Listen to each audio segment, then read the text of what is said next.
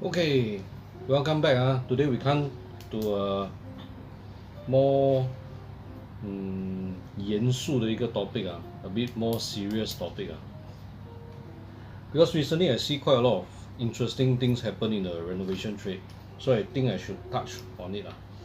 Okay, the main topic for today is 道德操守, which is the morals and ethics that we should have in the trade. Why I feel so strongly about this is that I'm not sure whether you still remember about the cases of the different things that happen on the news. 我们可以看一下这几个 news. Can see this is a false ceiling, or it collapsed onto the bed lah. This one happened last year in June. Then there was no death here, no fatalities, because the mother and child are actually not in the room when the false ceiling collapsed. Okay, another case. This one is more the carpenter's problem. This one, the mirror collapsed on a toddler back in 2019 or August at Changi Jewel. This caused a toddler to actually pass away. So what are these things that actually happen? What are these things that actually happen? How come we'll have all these things happen? Okay, first thing is whoever designed the house or place or shop, I think the designers have a responsibility to make sure that things don't topple, things don't fall off, and don't injure people in the process.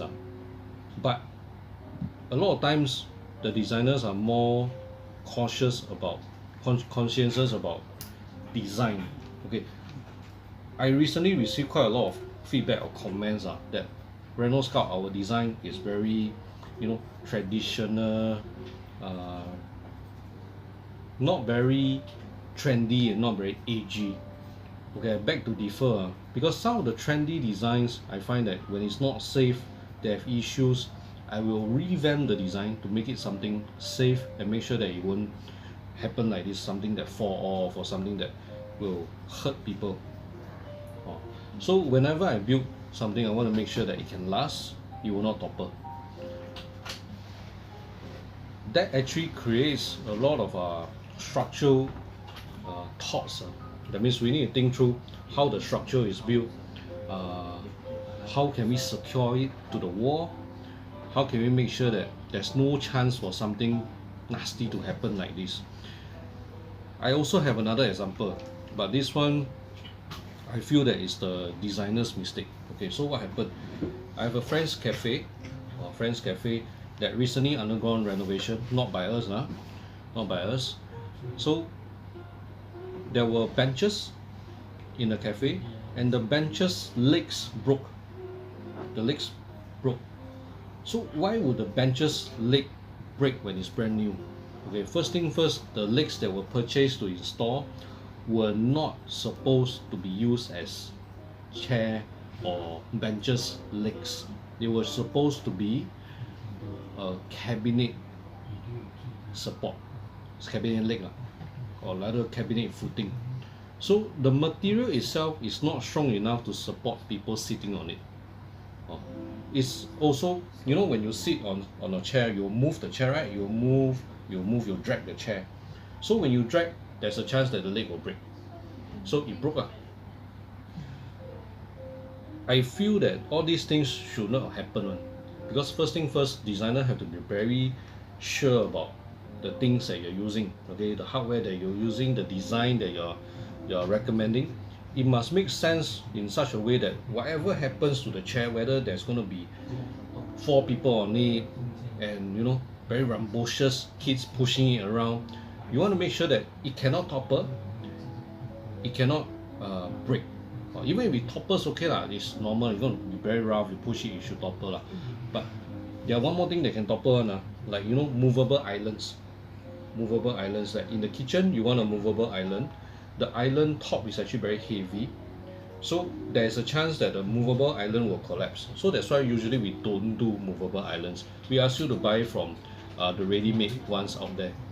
When ready-made, you don't have this problem because it's designed to have a very light top, so it's not top heavy. And the bottom usually they use some kind of weights to hold it down, so the bottom heavy.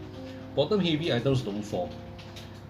So to me, yesterday I was having the chat with my hardware store guy. Yeah, Sunday, but we were having a nice chit chat together lah. But it's very sad when things happen like that, and then people are either injured or even worse. Sometimes you can cause death lah. We don't want this to happen to any of our projects or any of our customers or any of our friends. So when I build something, I want to make sure that first thing, it can last, it is safe, it will not fall over. So these are the things, my criteria of wanting to build anything. I also refuse to build wall beds.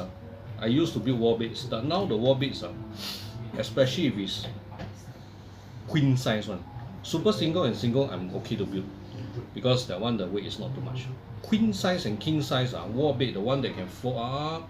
If the mechanism we get from the correct suppliers, they got warranty 10 years, okay, I'm good, I can build for you. But if the hardware, you go and buy those China one, I'm not saying China no go, okay, but I've seen it collapse. I've seen the ones that are not so good collapse. So when it collapse, what does it mean? That means the wall bed is supposed to have a soft mechanism that would prevent you from getting crushed, okay? When it collapses, means that when you pull, it suddenly gives way, pump. If anyone standing underneath, will get crushed. Children can get crushed, right? So to me, I have 3 children. I want to make sure that我想讲，就是我不会对不起任何的一个人，我对我自己的工作是非常非常的注重。So safety is of paramount importance. I have 3 kids, so I don't want anything to happen to any of my customers' children or listen to anything that in my lifetime, I don't want to listen to this kind of nonsense. So some people say I'm very stubborn. Then I beg to differ. My stubbornness is because 我有道德的操守. It's not because you want to build something, I can make your money, then I go and make the money. To be honest with you, the wall bed I can make a lot of money. Wall bed easily outside charge 2,000 plus 3,000. I can make a lot of money off a wall bed. But why I don't build? That's the reason one. 我们不做是因为等等的原因. I will tell you, you go and get the supplier from outside. They give you warranty 10 years, okay? Go and buy from them. Don't even outsource to us. 直接跟他们买. Because they are confident to give you a 10-year warranty. They know what they are doing. Then they got specific criteria one. Mounting not on partition wall, mounting on solid wall. And then they got a lot of specs to follow. Follow their specs, follow their recommendation, buy from reputable company. So I'm telling you that I don't even want to make your money. 我要你自己去找这些有品牌、有 Google review, these people, and let them do the work. Because we are not specialized. I have done wall bed, I have seen it collapse before, right? Using the China mechanism, I'm not happy with it. Right now, the outside people who do and give you 10 years warranty one, usually they're using mechanism from Germany, mechanism from Italy. They are very good one. Compared to the China one that broke, it's super big difference. Super big difference. So is it worth the price paid? I say yes. But I'm not the one to build it. Let them outsource to the people who build it. Okay, that's wall bed.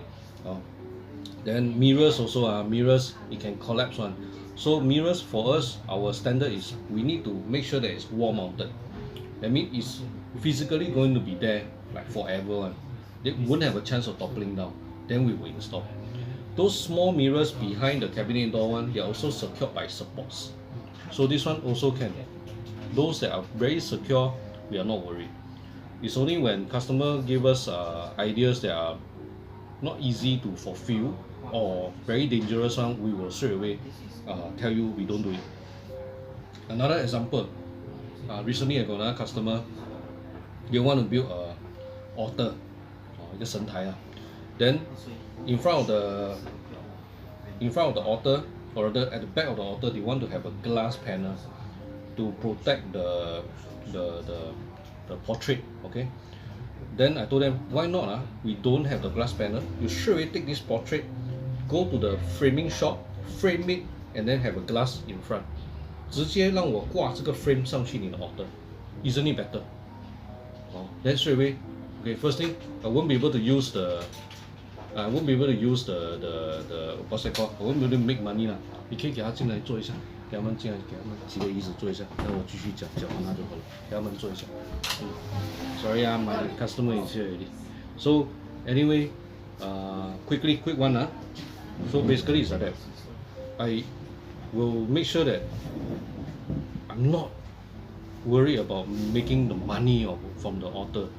给他们坐一下，给他们坐一下，给他们进来坐一下。I'm more concerned about safety, more concerned about making sure that things don't fall down, and then because the big piece of glass, if it's a cabinet, the glass door is too big already. You have a risk of it breaking. So end of the day, we don't want it to break. So we told them, okay, why don't you make a mirror frame, or make a frame, painting frame with a piece of glass, then you hang on top. Then there's no way that this will collapse or break or move around. So then they then save money some more, because if I build a glass door for them, more expensive. So to be honest with you, money is not everything. The safety is more important, more paramount than the looks or design sometimes. So that's what I want to share with you all. Okay, so I will leave you all with that. If you like what you see, you want to engage as your renovation contractor or your interior designer, you can WhatsApp to us at 9007-3368 or an RSVP for our sales event. So right now we no longer do one-to-one sales consultation anymore. Everything will be through the sales event. So the WhatsApp number, I repeat again, the RSVP number is 9007-3368. Then from there you can engage with us, and we'll serve you. After the sales event, we'll come down one-to-one to serve you, and can take a look at your floor plan and also your design ideas. Okay, so I will see you in the next video. Bye bye.